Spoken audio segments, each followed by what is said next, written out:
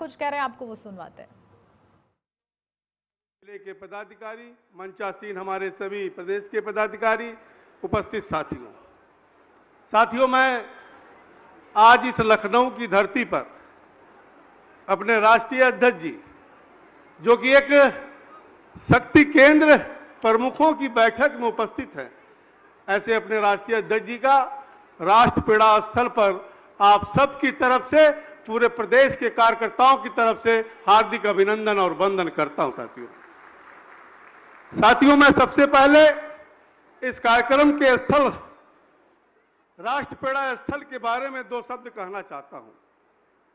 ये पीड़ा स्थल हमारे देश के तीन महान विभूतियों डॉक्टर श्यामा प्रसाद मुखर्जी, पंडित दीनदयाल उपाध्याय और पंडित पूर्व प्रधानमंत्री अटल बिहारी वाजपेयी को समर्पित है।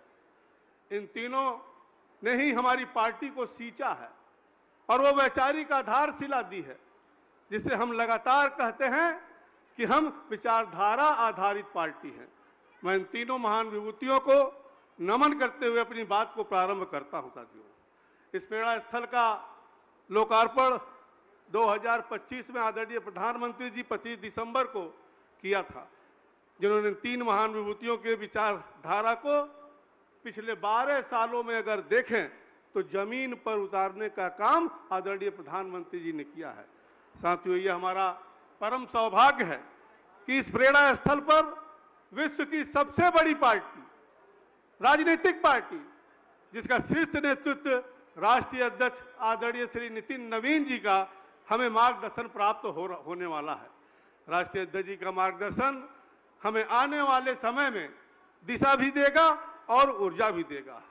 मुझे अत्यंत गर्व है कि वर्तमान में भारतीय जनता पार्टी को माननीय प्रधानमंत्री जी का, माननीय गृह मंत्री जी का और माननीय राष्ट्रीय अध्यक्ष जी का जो हमें मार्गदर्शन मिल रहा है, उससे भारतीय जनता पार्टी लगातार प्रगति के पथ पर और हम विश्व के सबसे बड़ी पार्टी बने हुए हैं। वर्तमान में हमने केंद्र में तीसरी बार सरकार बनाई है, उत्तर प्रदेश में हमने दूसरी बार सरकार बनाई है और 22 राज्यों में भारतीय जनता पार्टी या भारतीय जनता पार्टी के सहयोगी की सरकारें चल रही हैं।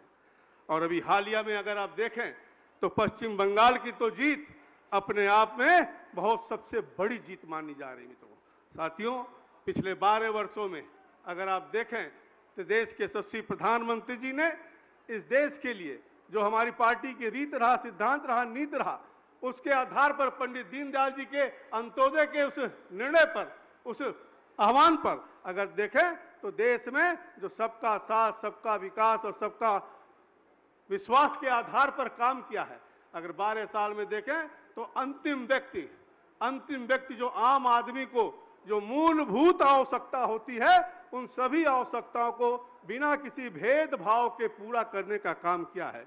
हम देश में, इस देश की अर्थव्यवस्था, जब कोविड पीरियड में पूरा दुनिया की अर्थव्यवस्था बैठ गई थी, भारत की भी अर्थव्यवस्था बैठ गई थी, लेकिन प्रधानमंत्री जी के कुशल नेतृत्व में आज भारत की अर्थव्यवस्था दुनिया में सबसे तेज गति से बढ़ने वाली अर्थव्यवस्थाओं में से एक है और जब हम 5 ट्रिलियन की तरफ अपना लक्ष्य अग्रसर कर रहे हैं।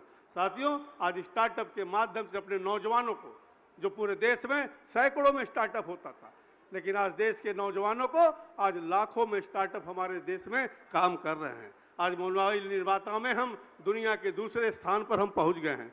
साथियों, रक्षा निर्माण में जो हमारा ही प्रदेश ब्रह्मोस मिसाइल आज बना रहा है, आज हम इंपोर्ट पे निर्भर नहीं हैं, आज भारत एक्सपोर्ट कर रहा है।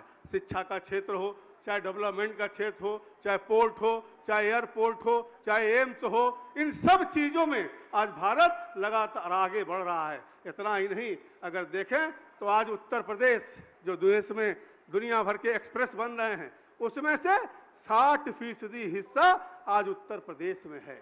और निश्चित तौर से आज उत्तर प्रदेश में योगी आदित्यनाथ जी के नेतृत्व में 9 साल के भीतर आज उत्तर प्रदेश की पहचान बदलने का काम किया है, तो योगी आदित्यनाथ ने जी किया। मित्रों, पहले उत्तर प्रदेश को गुंडा माफियाओं के नाम से जाना जाता था।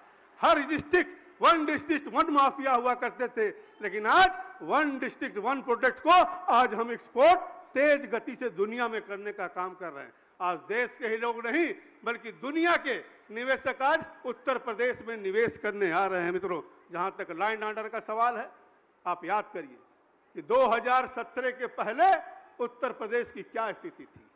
हमारी मां बहनें शाम को घर से बाहर नहीं निकाल सकती थी। हमारा व्यापारी हमेशा डरा डरा सा रहता था।